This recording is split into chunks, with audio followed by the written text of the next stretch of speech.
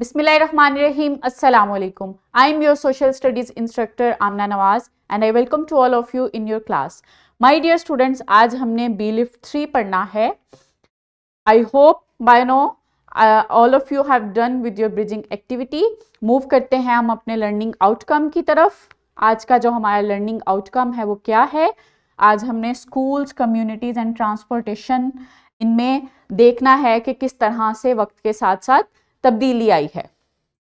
So, how things have changed with our time. आज हमने कौन कौन सी चीज़ें देखनी है? आज हमने देखना है स्कूल्स को और कम्युनिटीज़ को किस तरह से वक्त के साथ साथ इनमें तब्दीली आई है. हमारे जो पहले जो ग्रैंड पेरेंट्स थे या पेरेंट्स थे हमारे, वो किस तरह से उनके वक्त में किस तरह से स्कूल्स और उनका स्ट्रक्चर हुआ करता था और कम्युनिटीज़ का जो स्ट्रक्चर था वो किस तरह से हुआ करता था. और अभी हमारे वक्त में, मौजूदा वक्त में टेक्नोलॉजी का दौर है, तो स्कूल्स का जो स्ट्रक्चर है, एजुकेशन का जो वे है वो किस तरह का है और कम्युनिटीज़ का जो सिस्टम है वो किस तरह का है.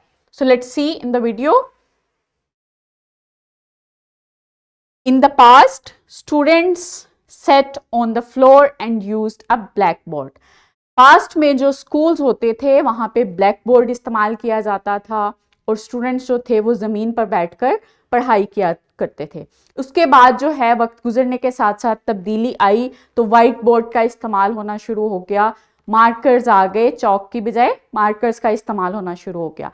स्टूडेंट्स जो हैं वो ज़मीन से बेंच पे आ गए.